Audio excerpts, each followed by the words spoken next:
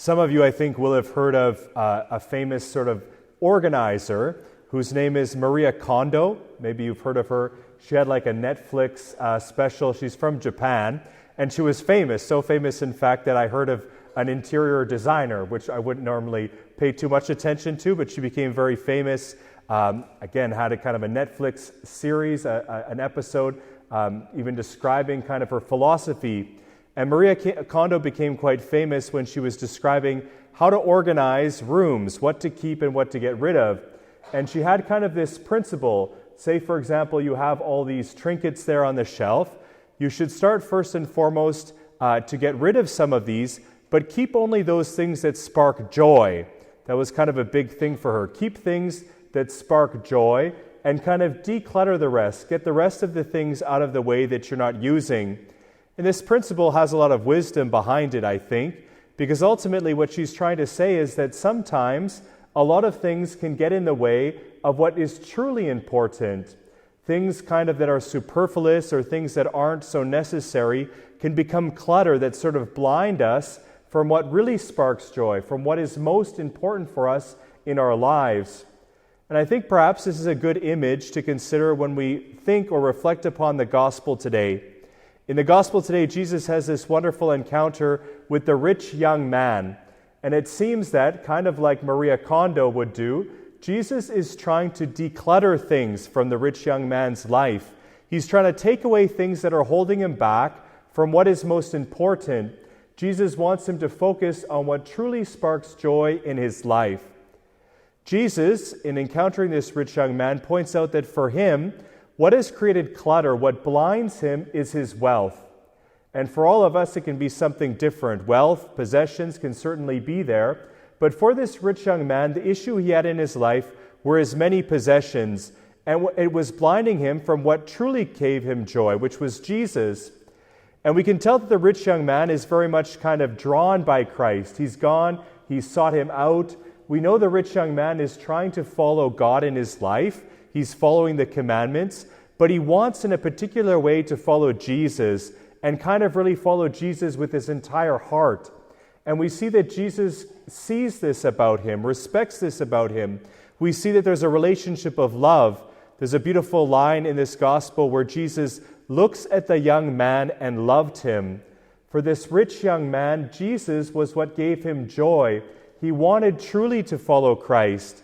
But Christ recognized in his life that something was holding him back. He had kind of this clutter in his life that was preventing him from following Jesus further. And he invites him to go and sell all his possessions and to give it to the poor. And we hear that the rich young man simply cannot do this and leaves sad. He's unable to get rid of what's kind of cluttering his life and keeping him back from God. Now, for all of us, we're not going to have this same call as the rich young man, as Jesus invited him to leave all material possessions behind. But certainly wealth, riches, possessions can become an impediment to following Jesus. Sometimes when we have many things, for example, we think that we do not need God, or we can get caught up in sort of this race to get more and more possessions. At the end of the day, material wealth is not something we can bring with us.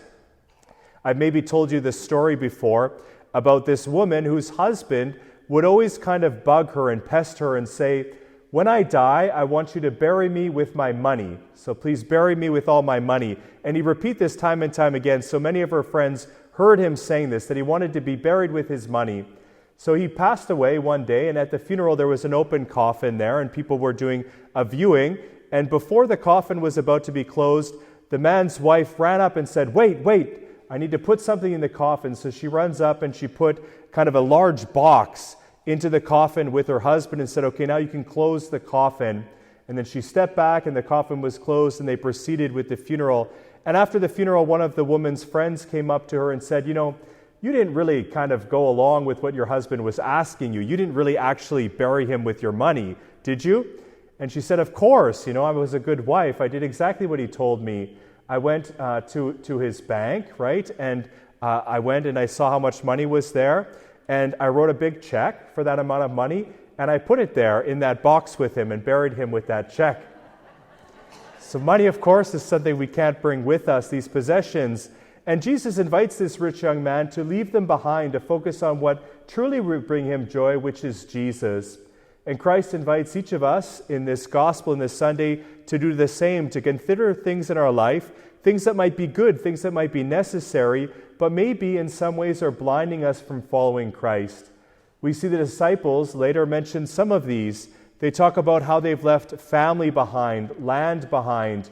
Things like this. Family, of course, is a great blessing from God, but we always want to recognize that it is something from God, that family is there to lead us closer to God, to love God more, to serve God more. At times, something even good like family or our work can get in the way of following Jesus. We can focus only on that. Jesus then in the gospel is inviting us to consider what is most important, to kind of declutter our lives and focus on Jesus, who loves us and brings us joy. Thanksgiving, which we celebrate on Monday, is kind of a great opportunity, I think, to declutter, to focus on what is most important.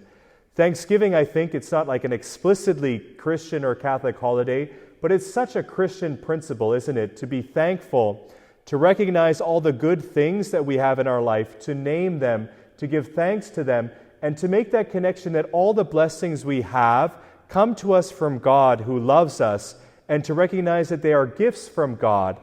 Thanksgiving also is an opportunity for us to think about what is most important. Again, God who gives us these good things, but also to spend time with family and friends if we can, to focus on those relationships that are most important. Thanksgiving then is an opportunity for us to declutter, to focus on what is our priority, what will truly bring us joy. So as we celebrate this Eucharist together then, let us focus on Jesus. Let us hear him say the same thing or think the same thing that he thought about that rich young man. To know that today at this Mass, Jesus looks at each of us and loves us. He loves us, he wants to bring us joy, and he wants us to follow him. Let us consider then, through the help of the Holy Spirit, maybe things in our life that are good, but maybe we focus on too much. Things Jesus might be wanting us to let go of a little bit, so we can focus on him who is our true joy.